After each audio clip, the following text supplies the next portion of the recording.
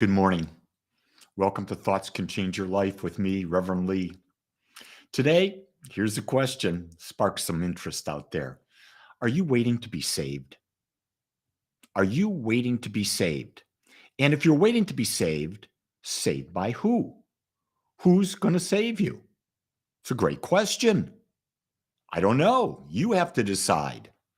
And so, the other day, I was talking with one of my neighbors, and the neighbor is a very, very devout evangelical type Christian. And they said, it's time for Jesus to come. The only way this is going to happen is Jesus has got to come back and he's got to take those souls that believe in him and move on. I listened. I didn't say anything. That's her belief.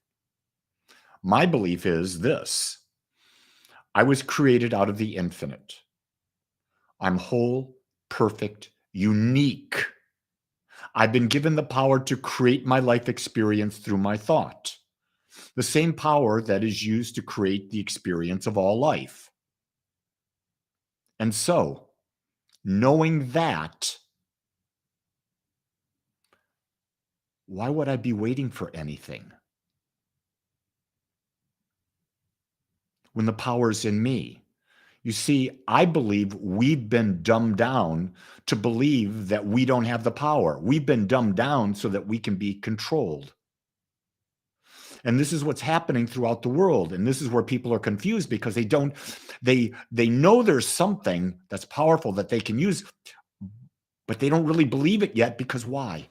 Because they're not practicing it.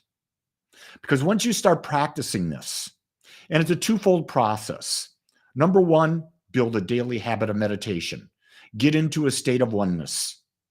And when you're in that oneness, you realize you don't need to be saved from anything.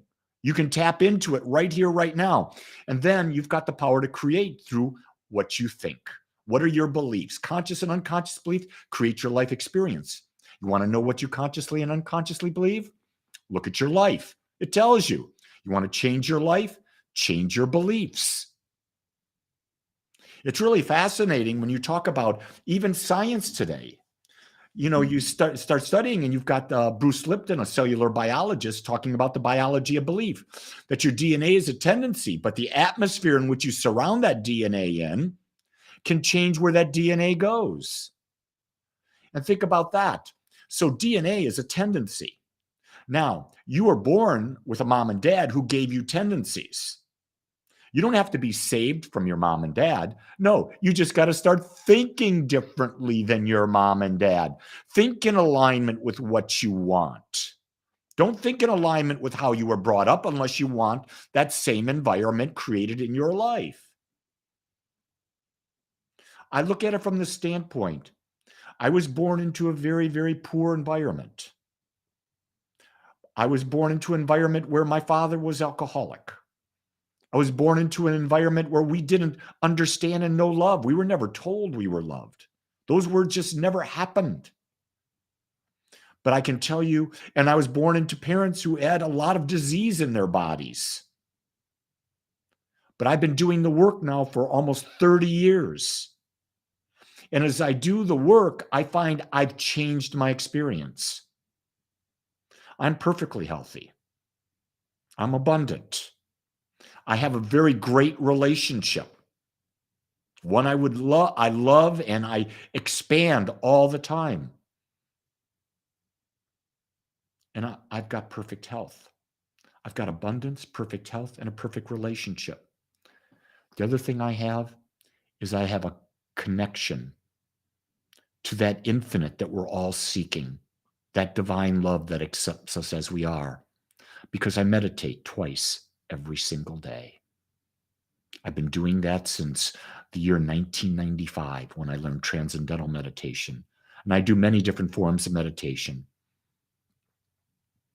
But I find the power is not in being saved. If you're looking for something outside of yourself, you're going to be waiting a long time. But if you claim the power that exists within you, you don't have to wait. You're already there. You just got to start using that power to bring in a whole new life experience.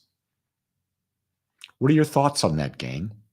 Are you waiting for something or someone? Or are you willing to embrace the power in it? This is what they talk about in codependent relationships. People get codependent because they feel they need their partner to fulfill them. I'm in my 51st year of marriage. I don't need my partner to fulfill me. I have a partner who we share a journey. We support each other on that journey. We challenge each other on that journey. We laugh on that journey. But we're not codependent on each other. I'm given the freedom to be me. I give the freedom for her to be her. Because if I don't give the freedom and she doesn't give the freedom, it's not really a relationship. It's an imprisonment. An imprisonment in which there is no way to win. Because no matter how much someone else gives you, no matter how much you give someone else, it's never enough. Because you've got to be able to go within and find your connection and use your power.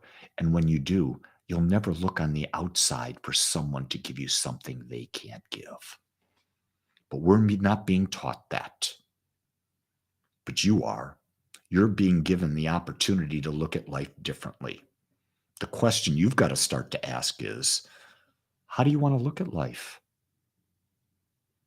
Whatever age you are, how do you want to see your life today?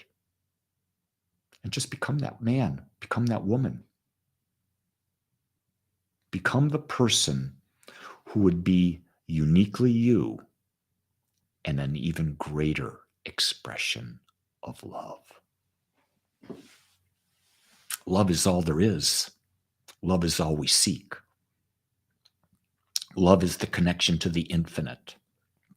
Love is the ability to fully experience everything in all of its glory and grandeur. All the contrast, to fully experience it, to get new ideas and to use the power within us to create a whole new experience. You don't have to believe a word I say. In fact, I ask you not to. I ask you to test it for yourself. Because if you prove it, you own it. And then you know who's going to save you? You are the only person, the only presence that can. With that, my beautiful ones, make it your best day ever. Until tomorrow, aloha.